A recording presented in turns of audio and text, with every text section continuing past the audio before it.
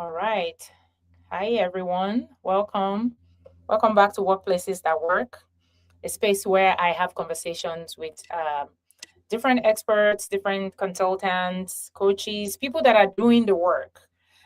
We've had founders, we've had entrepreneurs, but we've also had internal leaders. But today we're going to be talking about an important topic. And I have the best person to talk about it. It's JD.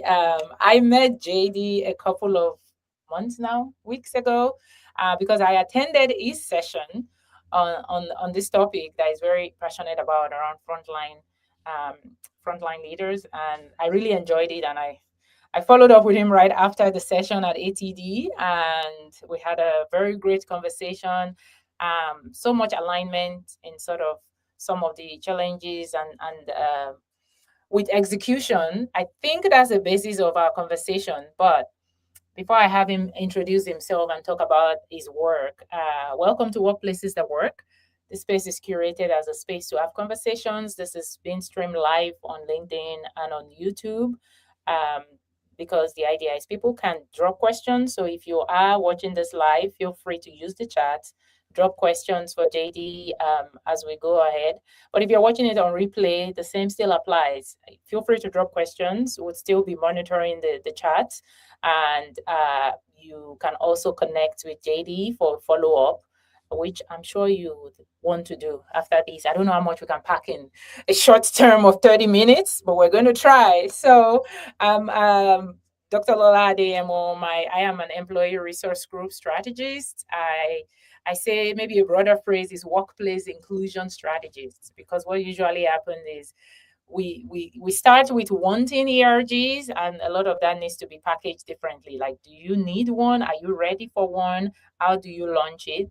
But a lot of the organizations I work with have something already, have ERGs, have DRGs, and sometimes it's working to define how do we leverage these groups, how do we support the leaders, and how do we pull all of this together across our retention goals, leadership development goals, employee engagement goals, because fully functional, thriving ERGs really pulls all of those things together. And I think that's the evolution of this conversation on Workplaces That Work. There's so many layers to building organizations where people, different levels of people are thriving. And the people doing the work are very niched sometimes, but a lot of times organizations don't even know what they need, right? So you bring in people because you are seeing all the symptoms. And a big part of the symptom that made JD's work resonate with me is the middle manager challenge. Kind of talk about, I work with ERGs, I work with leaders. Sometimes leaders are very excited and passionate, and ERG leaders are passionate, but they are individual contributors, and they are still subject to the managers, and managers are working under a different set of rules. So I think this is going to be great. But I would let JD introduce himself and share his expertise. Why is it the right person to have this conversation? So JD, if you could take a minute and please explain who you are, your prior experience, and then what you do today. Hi, everybody. Thanks for the opportunity to share my story with y'all.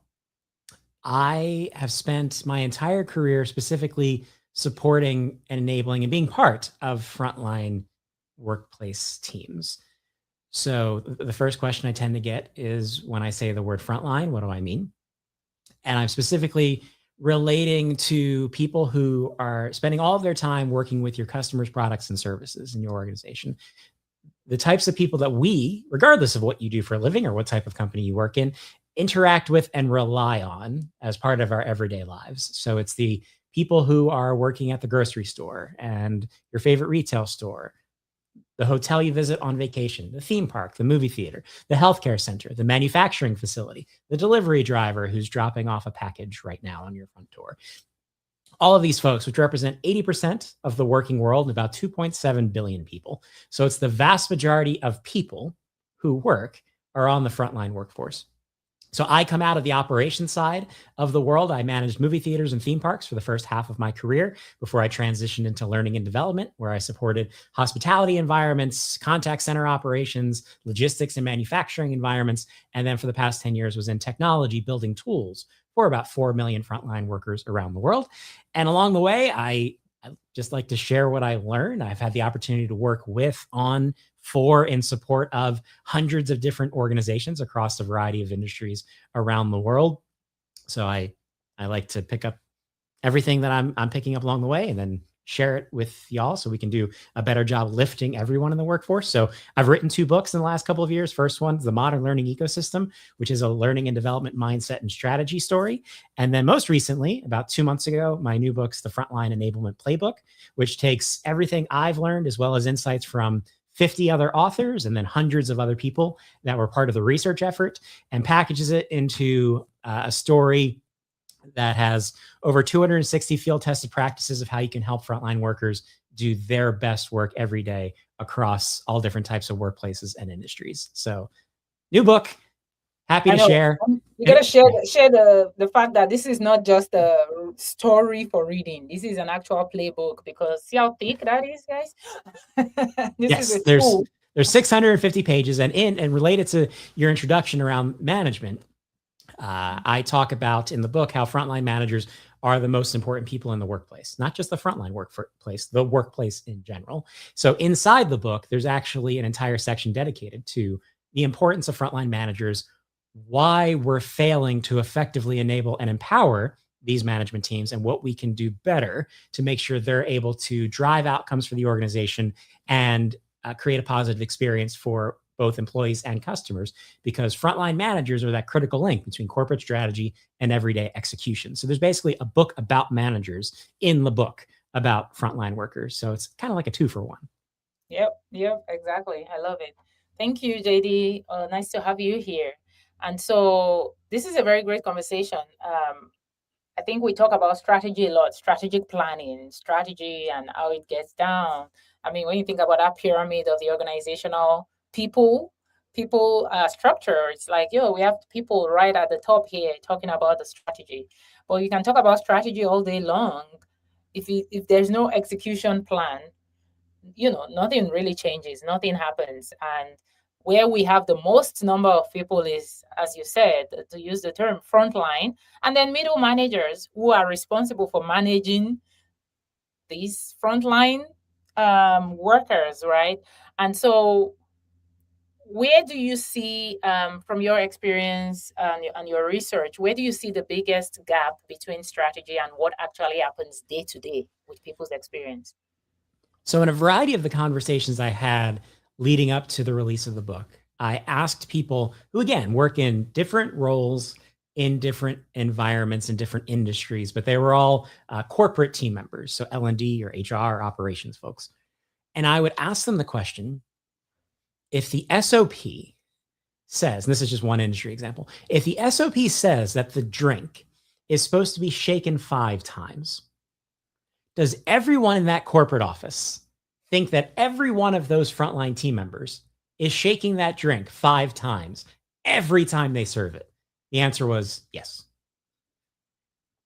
And that's just not how work works, for a variety of reasons. Sometimes 5 is the wrong number. Sometimes my equipment means I have to do it a little bit differently. Sometimes I'm new and I don't remember that it's supposed to be 5. There's just a bunch of things that get in the way of consistent execution. And I find that people who work in support functions or in corporate roles are so far removed from the day-to-day, they just don't understand how their decisions meaningfully impact both customer and employee experience. In some cases, they've just never done the job before. So they don't know what it's like to be a housekeeper in a hotel, to be someone on a manufacturing line, to be a construction worker working on a certain type of project. They don't have that experience, so it's hard for them to make decisions in the context of the people who do the work. Sometimes they're a little bit more like me, where they came from frontline operations. So my first job was in a movie theater, and then I eventually managed movie theaters for 5 years. So I understood the day-to-day reality, but sometimes you get so far removed, it's been a while since you have done the job. Or I think it's an important part of the story is that if you manage to get promoted and evolve your career in a certain space, even if you came from the front line, it means you had a pretty positive experience, right? Things broke your way. Right. You got the opportunity that a lot of most other people did not get. Right. So do you come with the lens of what it's like for people to do the job every day? Or are you thinking about it more from the perspective of someone who did manage to kind of carve a path? So that's why it's so critically important for people who are in decision-making roles to not just manage by spreadsheet or manage by dashboard, to spend time in operations, talking to people who do the job, and to incorporate those people in Right. the decision-making process from the beginning. So Right. the plan matches reality and it doesn't fall apart somewhere in the middle because it gets deprioritized based on day-to-day requirements, or just doesn't make sense to the people who are actually doing the heavy Well, lifting. everybody doing it. Yeah, I love it. And I think even if you do break break out and you go, sometimes you forget. As you said, even if you've walked it, if you don't stay grounded, stay close to it, if you don't continue to revisit, you might forget what it's like to be in those roles. I come from a biotech background as well. I was talking about, walking the lab, walking the line. Like sometimes you just go do the work. I think we used to call it Gemba walks. Like take the walks and go see what people are actually doing. Don't just sit in the offices and make decisions from spreadsheets and screen. Because some of those rules, some of those work instructions, it's not that easy to translate in real life. And thank you for sharing that. Okay, so I wanted to a little bit of frontline managers and their roles, because I think that's really the crux of your book, and that's of our conversation. But I also wanted for anyone listening to be able to understand who fits into this definition that we're talking about. Who are the frontline managers and what are their roles within the organization? So they're the layer of management inside organizations that support the most people because the math skews in that direction. So if the frontline represents 80% of the workforce, it means this group of managers supports 80% of the workforce. So in context, in a retail environment per se, it could be the assistant manager, the store manager, general manager, maybe a district manager or a regional manager. So it's that layer of management that's in the field, that is on location, that is working shoulder to shoulder with frontline or deskless team members. It's that group of people who have a meaningfully different experience of what it means to be a leader in an organization, both in terms from how they're selected to how they're developed to the day-to-day job that they have to the accountability that they have. Being a manager in that environment and in those types of roles is not the same as being a manager in the corporate office in any way. And as a result, we have to support the experience of those managers differently so that it makes sense. For example, stop leadership development programs. I'm usually not a big, like, don't do that anymore, do this instead person. I'm more of a evolve the way that we apply our different tools and tactics so that it fits the reality of how people do the jobs. Leadership development is one of those things where I fully believe we're wasting a lot of time and money when it comes to how we try to support frontline managers, because traditional programmatic learning and development doesn't make sense for people who can't step away, who require a lot of different types of support based on how they got into the job in the first place, and just manage a wildly unpredictable operation. So it's really hard. Even if you try to say we're going to schedule a 1 hour Zoom session once a quarter, a bunch of your managers aren't going to make that session because something's going to happen in the course of that day, which is not the traditional disruption of corporate, right? Things happen in corporate, Right. right? There's stuff, people are busy, but a weather downtime is not going to change what happens in the corporate office usually. Someone's not going to walk in the door and just start screaming at me, and I'm going to have to deal with this for the next hour and a half in the corporate office. 5 people aren't going to call in sick, which means I then have to step in and I have to get on a register, right? Or I have to stock shelves. I have to do the job because the job has to get done. Is not something that generally disrupts corporate planning. So I do think we have to rethink leadership development overall, I believe, but when it comes specifically to frontline managers, we have to completely rethink the enablement strategy to fit their reality. Yeah, so I love the keywords that you use. The people that are they have their responsibility is different in terms of what they are dealing with day to day, and in a manufacturing space, in a corporate looking organization, it's still the people that are on the in distribution. They are, I guess I would associate it with supervisors. So they're managers, but in manufacturing, in tech, it will probably be the supervisors. They are not sitting in the offices being managers, having the title managers. They are actually like on the supervisors on the floor, managing a team that is actively responding to your purchase orders, like filling order requests, filling the truck, packaging, like checking the line, right? Like these people are actively doing the work. And it takes a minute for text training, even emails to get to them. They don't go to their computer reading emails all the time. So thank you for explaining that. So when it comes to training, let's talk about training a little bit, or maybe their roles and their responsibilities first. What do you think we're asking of frontline managers that organizations often underestimate, that we're missing when it comes to what we need from them? So, as part of the process for writing the book, and specifically that section around frontline managers, I went out online and I pulled 100 job descriptions for frontline managers for different industries, different companies, no one specific. And I analyzed those job descriptions to basically identify, how do we describe the job? What is the job supposed to be based on the job description itself? And then I compared what I found in terms of consistent trends and how the jobs are described to all of the research and all of the information I was picking up in interviews about the reality of frontline management and the obstacles they're facing, and the reason that 50% of frontline managers are burned out on a daily basis. Why? So, what's actually happening to them as compared to how the job is described? And it wasn't surprising. It was more of a validation exercise than a research exercise, because what I found was it's completely upside down.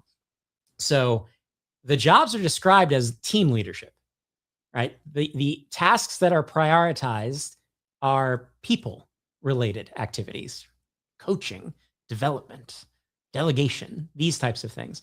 Meanwhile, why are half of managers burned out? Administrative requirements, constantly having to put out operational fires, constant shifts in demands and change from the corporate office. So it's the minutia that's burying the managers and makes them unable to focus meaningfully on what the job is supposed to be, which is leading a team of people so that we can help make people as well as the organization a success. And I can echo that in my experience as a frontline manager. I consistently found I wasn't able to focus on the team side of things. So mentoring and development and just anything that was focused on helping people get better. That was like hour 60 of my week, because it took me 40 to 50 hours a week just to do the job, to work with customers, to solve whatever operational problems we were running into, complete inventory, complete payroll, do the employee schedule, all of that stuff. That's 40 to 50 hours. I don't get to focus on the people side of things until I get closer to hour 60. And that's why a lot of frontline managers just never get there. It's not that they don't want to. It's not that they don't have maybe the potential or the capability to be great at that part of the job. The job is just upside down. So we think it's one thing. We expect all of it from these folks. We end every email with, if you have any questions, ask your manager. And then we wonder why not only are people buried and burned out and frustrated, but also when I spoke to all of these different organizations, consistently found that management tenure is severely in decline. So we went from a place where we were relying on people who had been in role or been in the organization for 15, 20, 30 years. And now we're relying on a set of managers who are younger and less experienced. Sure, they've been around 5, 10 years, but we don't have that same experience and that same expertise to lean into. And I think a lot of companies were very much crutching on the fact that they had managers who could just get it done because they were great at what they did. And a lot of them either retired or got frustrated and walked away. Yeah. And I think I had a similar conversation recently too, where we talk about how do people even get promoted into these frontline roles in the first place. Is because they do a good job, and you never actually train them differently. So when they become managers, they are still doing the job. They are the backup for everybody else. Mhm. They're backup for when their team doesn't show up. They're the backup for when things are getting behind. They're the backup for when there are deadlines, right? So they're still doing the work, and now all you did was just tag in some additional requirements that they were not necessarily trained for. Mhm. Yeah. So let's talk about training to readiness. Then I think you shared a little bit about your thoughts on leadership development programs. How do you? What's the difference between training and readiness? How do you make that shift? I find readiness is the goal. It's the business that we should be in if you're in any type of learning and development, enablement, training function. Learning's not the goal.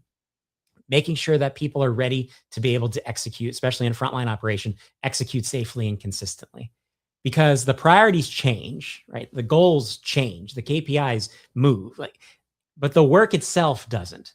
So I think about this in terms of establishing systems that foster support and readiness so that if it's a safety priority that comes up, if it's a new promotion that comes up, if it's a new product release that comes up, we can activate the same systems in service of making sure people have the information they need, the knowledge they need, the capabilities they need to execute consistently without having to go back and completely redesign a new program every time and new tools every time. And then the employee gets lost in terms of, well, what are you doing to me?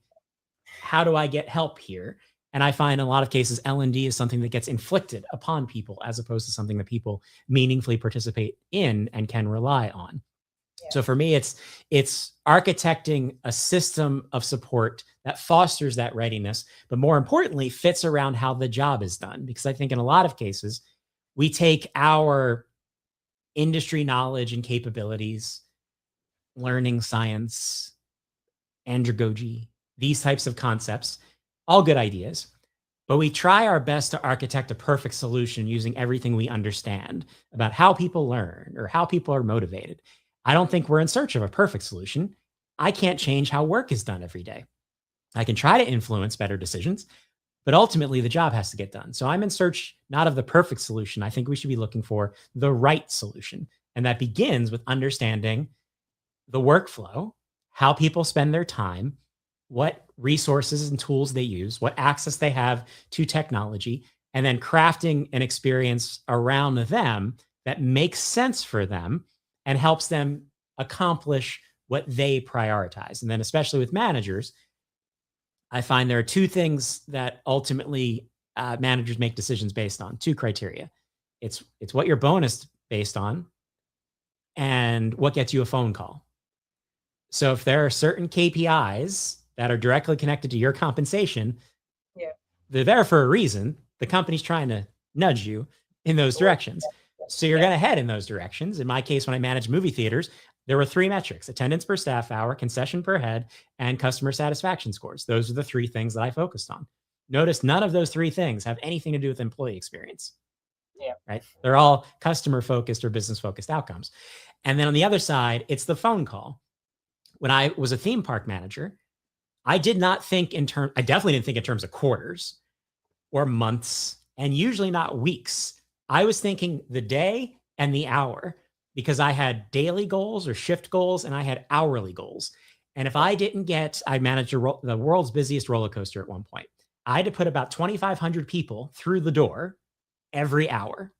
If I didn't hit that number, I had to make a phone call to explain why I didn't hit my hour every time I didn't hit my hour. So I'm going to make adjustments to make sure I hit that number. Otherwise, I got to make the phone call. So do we understand managers in our operations well enough to understand what metrics are they leaning towards and what gets them a phone call? And the unfortunate reality is no one ever called me and said, "You're not spending enough time coaching your team members."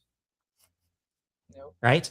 So we have to find ways to make it easier for people to accomplish the things they're held accountable for, and then make the job easier enough so it's not, oh, I don't get to coaching team members until I'm at hour 60 or 70 for the week. No, I can find more effective ways to balance the operational side of what I do and the leadership side of what I do. Right.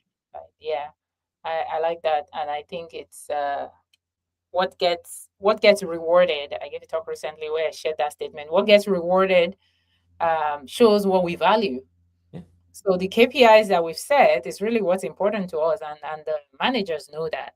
Mhm. So that's where all of the attention, that's where all of the effort and shift is going to go to. If all you're, if all you're tracking and measuring is how many orders we push through the door, that tells me do whatever you need to do. Just get the orders in. Yeah. And whatever you need to do can look like burning yourself out or replacing people or getting the people that can do it faster. I, It doesn't I tell me. didn't I didn't eat lunch for about 8 years. And lunch is put quotes around lunch, because in some cases, like, that's a moving target when you work kind of public facility hours, because sometimes I Right. go into work at 5 a.m., sometimes I go to work at 6 p.m. So Yeah. lunch moves around. So it's not a noon meal in my case, but I did not eat that meal for about 8 years. And I lived on popcorn and nacho chips for an extended period of time because they were available and free. And uh, yeah, I never really thought about it all that much. I knew that was just part of what I was doing, how I had to prioritize. I can't leave the building. Something might happen. I'm in charge, like all types of stuff. I'm also not a good packer of lunches. So I never brought anything with me. I never really reflected back on it. And then in the course of writing the book and talking to a lot of people, I had multiple interviews where people just volunteered to me, we recently discovered our managers never eat lunch. And I had that moment where I went, yeah, Yeah. we don't.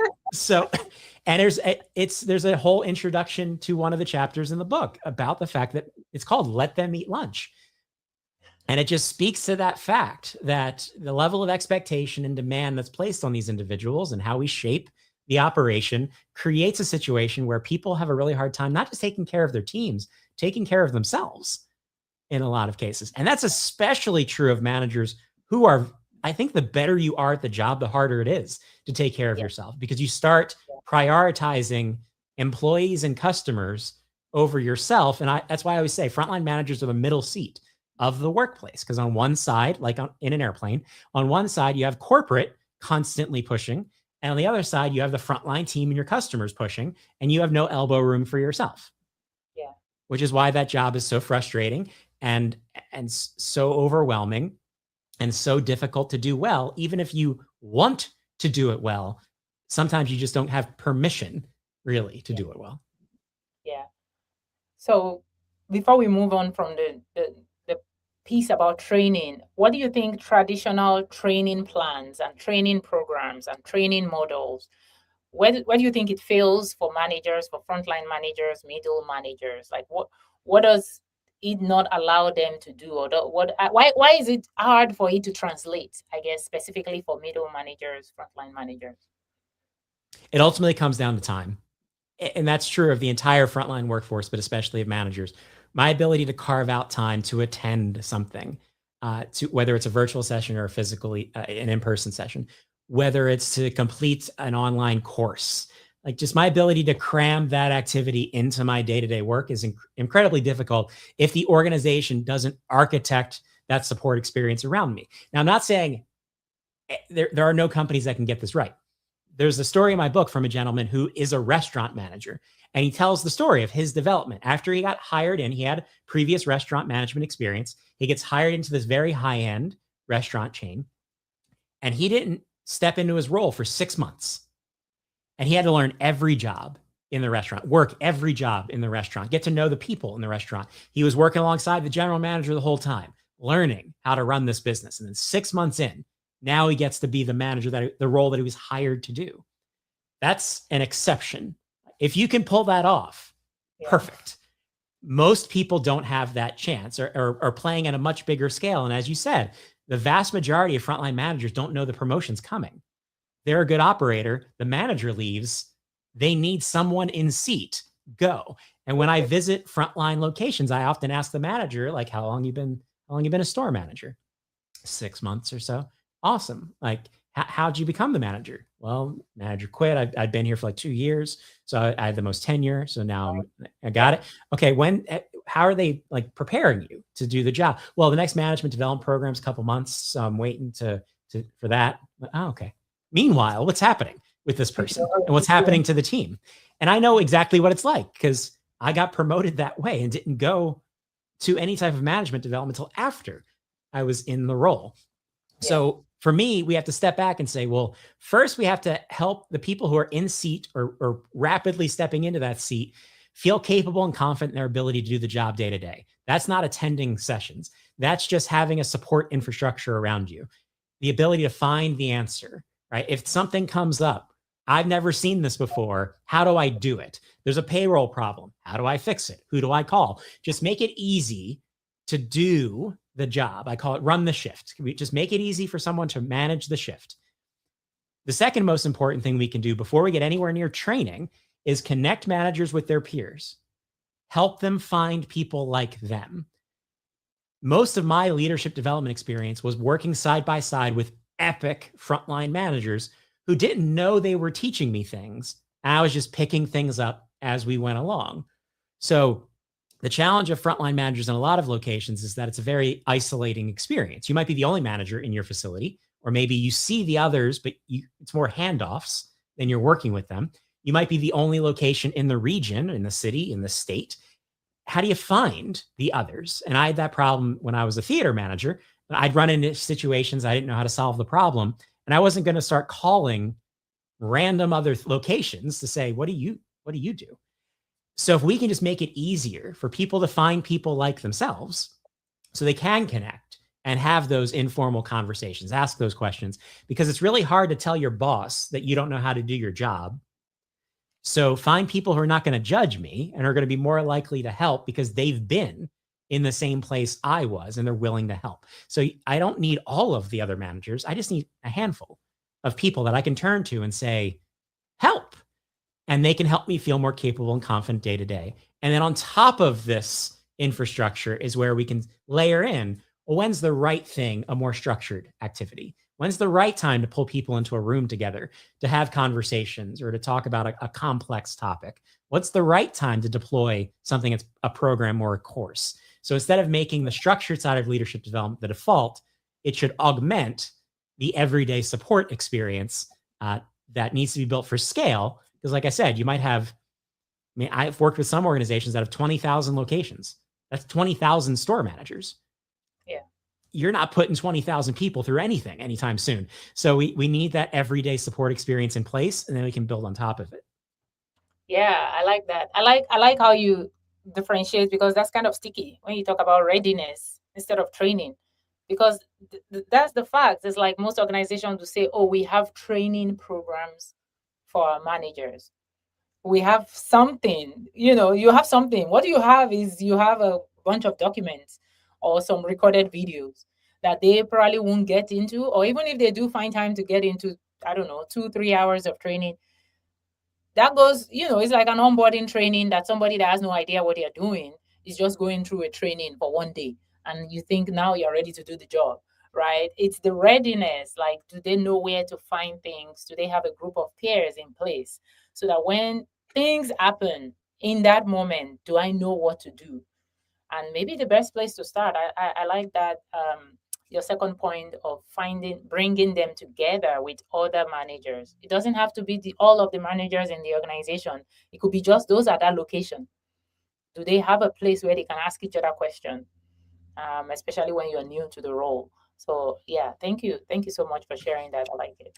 Sure. Yeah, I don't need you to be a great manager. I definitely don't need you to be a great leader on day one.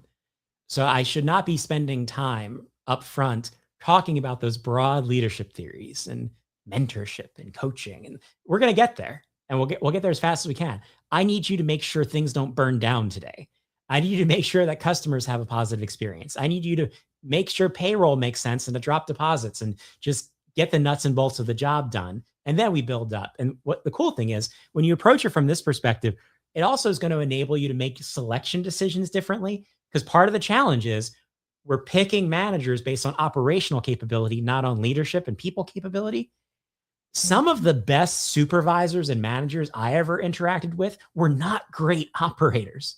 They were not the employee that you looked at and said, they're on their way. They struggled, but they were really good with people. And when you shift the way we think about enabling managers and you put that scaffolding and support in place to help them be able to manage the shift effectively, you can start leaning in the direction of, well, it's not the best operator, it's the right person. to step in and take this team, because we've wrapped support around them that's going to help them manage the operational day to day without having to be an expert in everything, because they're really good at the capabilities we need for this role, as opposed to, well, they're the next person up. The next person. And I think the other part of this conversation is also the way we structure our development program, to where people don't think there's any growth path unless I become the manager. Like, is it everybody's desire to manage people, coach people? But that's the only path that we establish for people. It's like, well, to get more money, to get more advancement, I have to be a manager. Well, there's only one manager role, and there's like, I don't know, 20 of you. So you stay there waiting for your manager to leave. And then one person gets promoted. Like, what if you don't want to manage people? What is the growth path? Do I still get promoted? Do I still get money? You're completely right. The math doesn't math, right? And I think in a lot of cases, I always joke about now hiring signs for frontline jobs. You see them outside of retail stores and restaurants and these types of places. They always say the same things.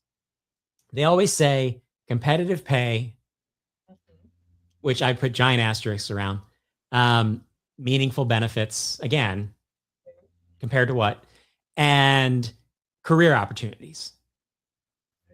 How? Right? Because it's not a vertical climb, because there are only so many opportunities in that regard. And then the question is, well, are there other skill development programs and development opportunities in this organization that would help me become something else? It corporate roles or remote roles, or what? Do I have to physically be near headquarters for there to be a real opportunity versus wherever my location happens to be? So really redefining what does career opportunity mean, because like you said, not a lot of people want to be management. I saw a stat recently said basically 6% of Gen Z wants to go into management positions because they see what management's dealing with now, and they don't want to do that. And actually, some of the best comments I ever got from my teams when I was a frontline manager, we'd go through a difficult situation. There'd be an upset customer, just something happened, and they called me in and I helped solve the problem. And I would get these comments about like, oh, either that's why you make the big bucks, or I don't want to be you. These types of comments, which I saw as a sign of respect, because they showed like I could do the job. They were thankful that I was able to help them. But at the same time, it also shows you a lot of people don't want to take this path. But it doesn't mean they don't want to be great trainers. Is the trainer role an opportunity to develop somebody in a different type of a way? Are there other areas of specialty or other types of tasks or other types of certifications people might be able to earn? Because I think earning potential is the real story there, right? That's the real story. It's how are we creating that path? Put that on the sign. There's going to be additional opportunities for earning potential instead of career opportunity, because that's what we need to find. Because a lot of people in frontline jobs are in those jobs because they need a paycheck. It's not necessarily because they want to build a career. There are a lot of frontline employees. I think it's important to remember a lot of these folks are every frontline worker is a professional. I think we, for some reason, separate out professional roles versus not. Everyone's a professional. They all want to do a good job. Some people are highly credentialed, right?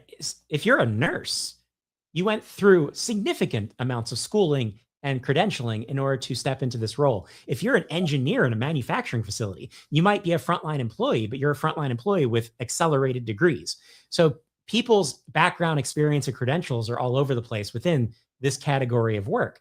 But we have to understand what are the motivations and desires and opportunities that we can put in front of people who do different types of jobs so that they can find their own version of potential in the organization, and not make it about, well, if you don't become the store manager, there's no path for you here, because the store manager might be here for the next 15 years. Exactly. Yeah. As we wrap up, I'm going to ask for some practical shifts. But first, I like to tie it to ERG, just because that's where the space that I work with a lot is a lot of ERG leaders who are people, individuals that are in different roles. Most of them are individual contributors, not people managers, the people that are active in all these ERGs. So it's what I liken to passionate informal leaders. But then they report to these managers in their day job, and there's this friction, right? You talked about KPI earlier, where the manager is being pressured to shoot for three things: more sales, more of these, more of that. So this employee that is a passionate person that is volunteering their time for the organization, unpaid, to do all these other things that, HR or leadership is echoing. This is not being championed by the manager, because that's not part of the manager's KPI, and the manager is not equipped. So again, is this trickle down, this disconnect of what leaders say they want, what managers are being equipped for and rewarded for, and what employees are allowed to do. So do you have anything to share about that, as far as our ERG insights, employee initiatives, what it would look like for an organization to connect these efforts intentionally? So the longest chapter in my book is actually, and what I didn't set out for this to happen, just kind of happened in the development of the content. You would think in a book about how to enable frontline workers, the longest chapters would be about things like onboarding or job training or performance support or these types of career development.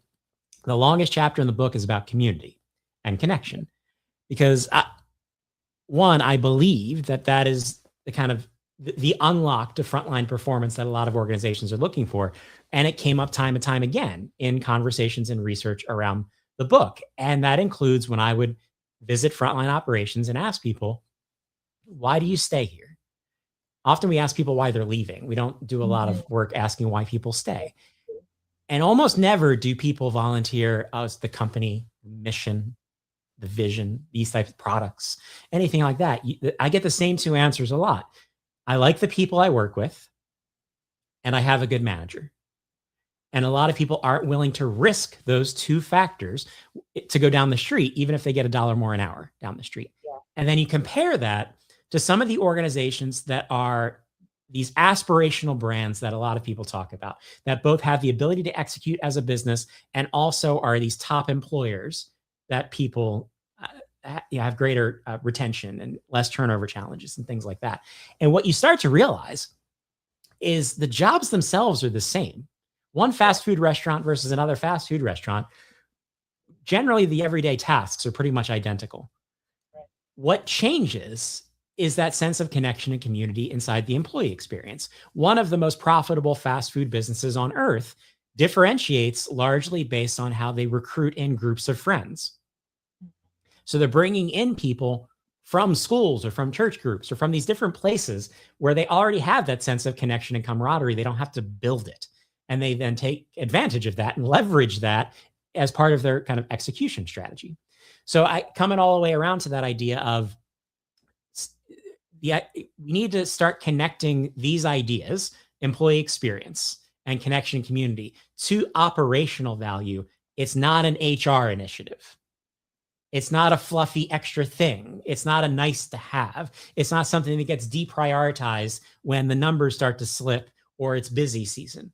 It's a critical part of the job because it's that sense of connection and that sense of camaraderie and that ability to see yourself and feel like you belong inside of an environment that motivates people, that drives them to clock in every day and drives them to do their best, because frontline workers don't work for your company. They work for their manager, the person who knows their name. They don't work in service of your corporate KPIs. Again, it doesn't mean they don't understand. It's not that they're not professionals.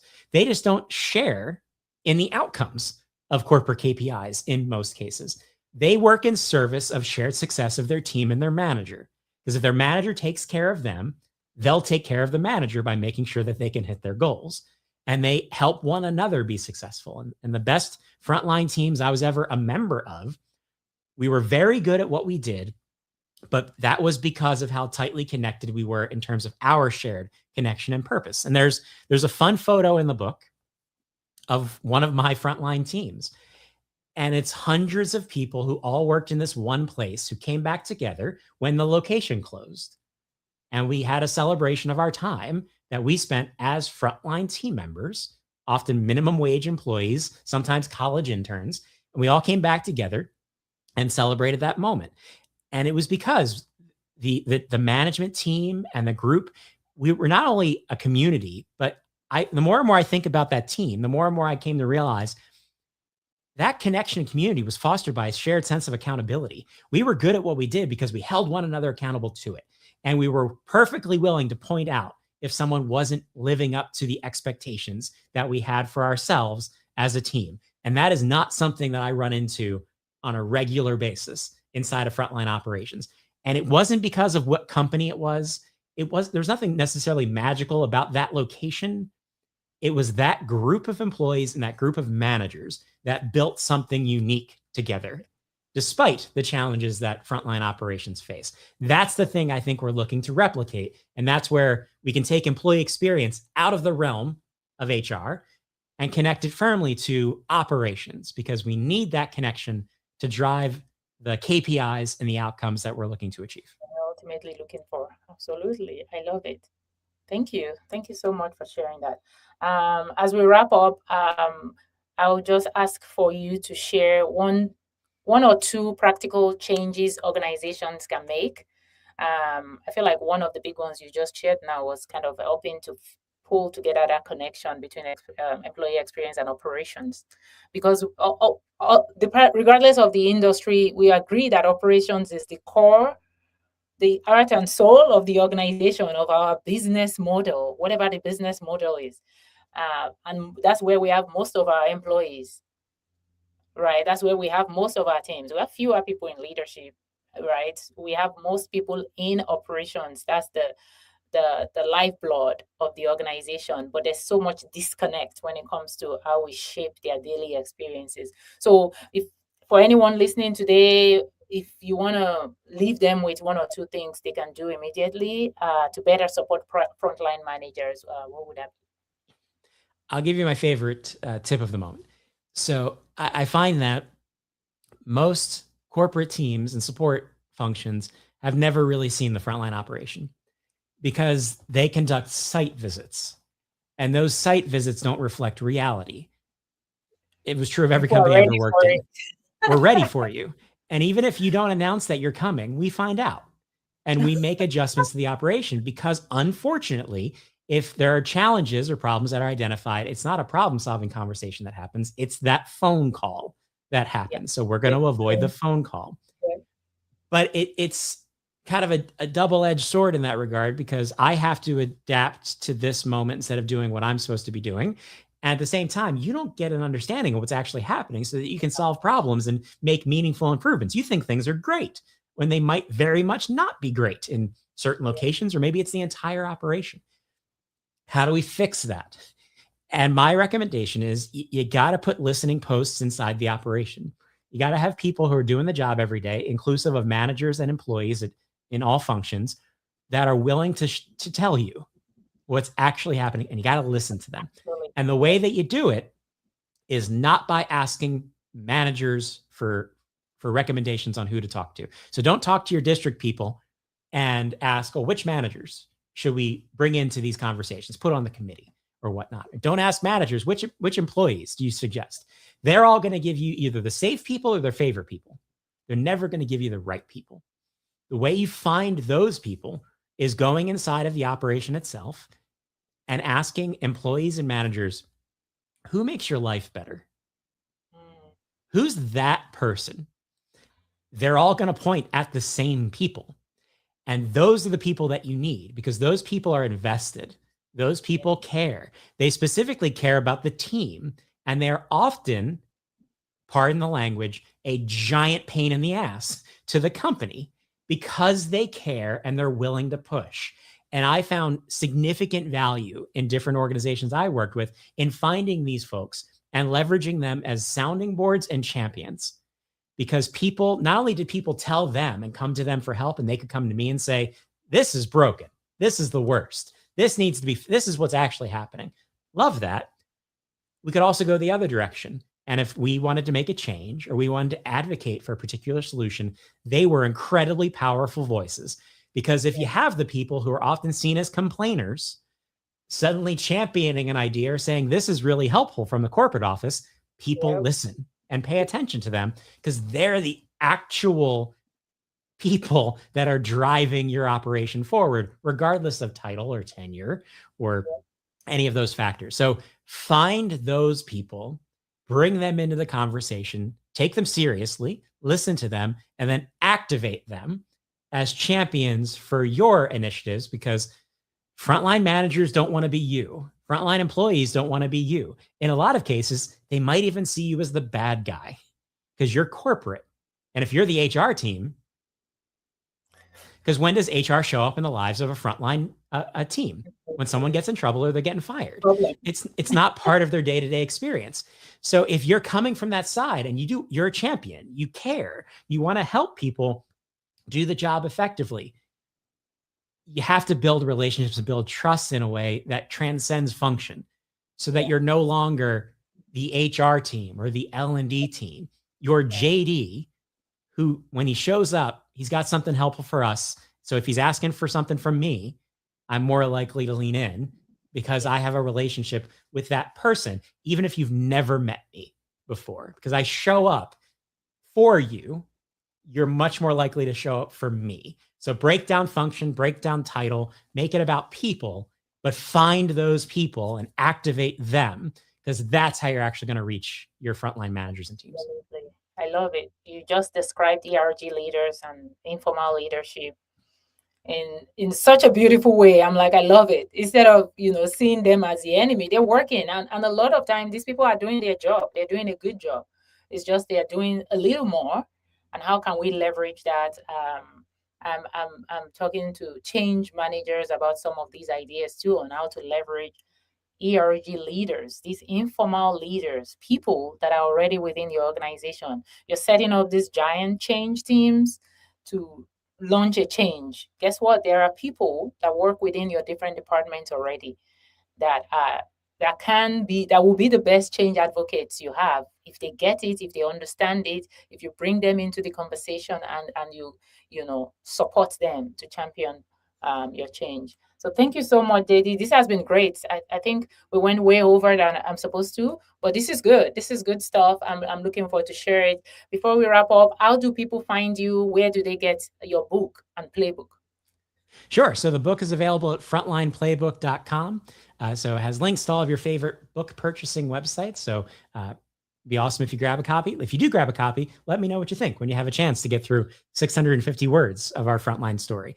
Side note, my favorite part of the book is the stories I captured in conversation with frontline employees and managers themselves. So it's not just me, it's not just my peer group that are authors, there are frontline employees represented in the story as well, because we need to reflect the reality of what it's like to actually do the job. So frontlineplaybook.com, and you can find me online at jddillon.com. So my books are there, speaking activities, various services I provide. So if you support a frontline team, I'm happy to help in a variety of ways, bring these ideas to life within your organization.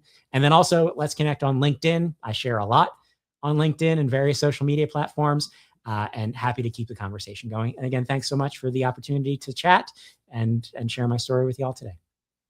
Thank you. Thank you, JD. Thanks for being here. Thanks for the work you're doing. It's very niche. It's very much needed. And I don't come across a lot of people that are focused on these. And so definitely looking forward to sharing your details as a resource and your book as a resource as well. Enjoy the rest of your day. Thank you.